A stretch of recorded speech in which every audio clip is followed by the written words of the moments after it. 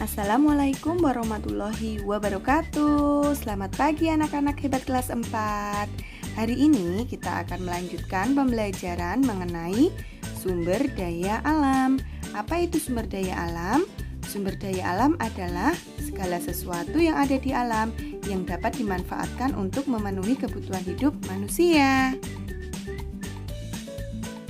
Sumber daya alam dibedakan menjadi dua. Yang pertama, sumber daya alam yang dapat diperbaharui dan sumber daya alam yang tidak dapat diperbaharui. Oke, kita mulai dari sumber daya alam yang dapat diperbaharui. Contohnya adalah air, tanah, udara, tumbuhan, dan hewan. Air mempunyai banyak manfaat, antara lain untuk minum, mandi, mencuci, sarana olahraga, irigasi, PLTA, dan sarana transportasi. Begitu juga dengan tanah. Tanah mempunyai banyak manfaat, salah satunya untuk menanam berbagai jenis tumbuhan, membuat berbagai perabotan rumah tangga, membuat kerajinan, dan lain-lain. Kemudian udara.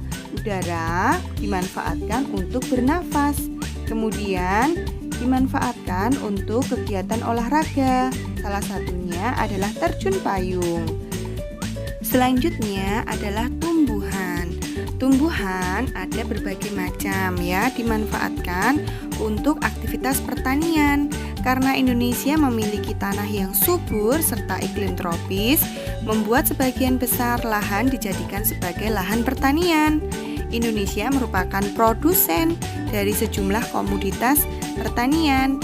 Komoditas yang paling banyak dihasilkan adalah padi, jagung, ubi kayu, kedelai, dan kacang tanah. Yang kedua adalah tanaman perkebunan. Perkebunan merupakan aktivitas budidaya tanaman tertentu pada lahan yang luas.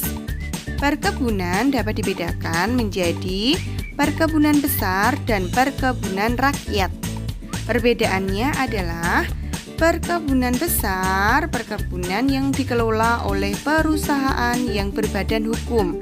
Sedangkan perkebunan rakyat adalah perkebunan yang diselenggarakan oleh rakyat. Nah, biasanya tanaman perkebunan di dataran tinggi biasanya cengkeh, teh, tembakau. Sedangkan tanaman perkebunan yang di dataran rendah adalah kelapa, karet, tebu, dan kelapa sawit. Yang ketiga adalah tanaman kehutanan. Hutan Indonesia sangat luas. Hasil-hasil hutan antara lain ada kayu, rotan, dan damar. Nah, selain hasil-hasil tersebut, hutan mempunyai fungsi penting, yaitu untuk menjaga keseimbangan alam. Sumber daya alam yang kelima yang dapat diperbaharui adalah hewan. Hewan dapat dimanfaatkan untuk aktivitas perikanan dan peternakan. Aktivitas peternakan dapat digolongkan menjadi tiga, yaitu peternakan besar seperti sapi, kerbau, kuda.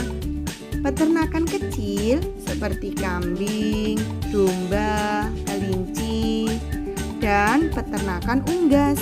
Contohnya ayam, itik, entok, dan burung. Di aktivitas perikanan dibedakan menjadi perikanan darat dan perikanan laut. Perikanan darat adalah usaha memelihara dan menangkap ikan di perairan darat. Nah, perikanan darat dapat meliputi perikanan air tawar dan perikanan air payau. Apa itu air payau? Air payau adalah gabungan atau campuran antara air tawar dan air laut. Yang kedua, perikanan air laut adalah usaha menangkap ikan di pantai atau di laut dan pembudidayaannya dalam tambak-tambak. Nah, di Indonesia usaha menangkap ikan laut banyak dilakukan oleh nelayan tradisional. Oke, anak-anak hebat kelas 4, kita lanjut mengenai sumber daya alam yang tidak dapat diperbaharui. Nah, apa itu? Sumber daya alam yang jika dipakai terus-menerus akan habis. Nah, di sini dibedakan menjadi 3. Yang pertama, sumber daya alam mineral logam, kemudian bukan logam, dan sumber energi. Kita mulai dari sumber daya alam mineral logam ya. Yang pertama ada emas dan perak. Nah, emas dan perak dimanfaatkan untuk bahan baku membuat perhiasan ya, seperti cincin, gelang, kalung, anting, dan lain-lain. Nah, penghasil emas di Cikotok, Jawa Barat dan di Timika, Papua. Kemudian biji besi. Biji besi berwujud pasir hitam yang dapat diolah menjadi besi yang dimanfaatkan untuk membuat mesin. Nah, biji besi ini paling banyak dihasilkan di Indonesia di Cilacap, Jawa Tengah. Kemudian ada timah. Timah adalah logam campuran dari berbagai jenis logam. Manfaatnya adalah sebagai bahan baku stainless steel, yaitu lapisan anti karat pada peralatan rumah tangga. Nah, paling banyak dihasilkan di Indonesia di Pulau Bangka dan Belitung. Selanjutnya, tembaga. Tembaga adalah sejenis logam berwarna merah kekuningan, lunak, dan sangat mudah ditempa. Tembaga paling banyak dimanfaatkan untuk peralatan rumah tangga dan juga pembuatan alat listrik. Nah, daerah yang menghasilkan banyak tembaga antara lain di Tembagapura, Papua, Cikotok, Jawa Barat, dan Tirtomoyo, Jawa Tengah. Ada juga bauksit. Bauksit merupakan bahan tambang logam yang dimanfaatkan sebagai bahan pembuatan aluminium.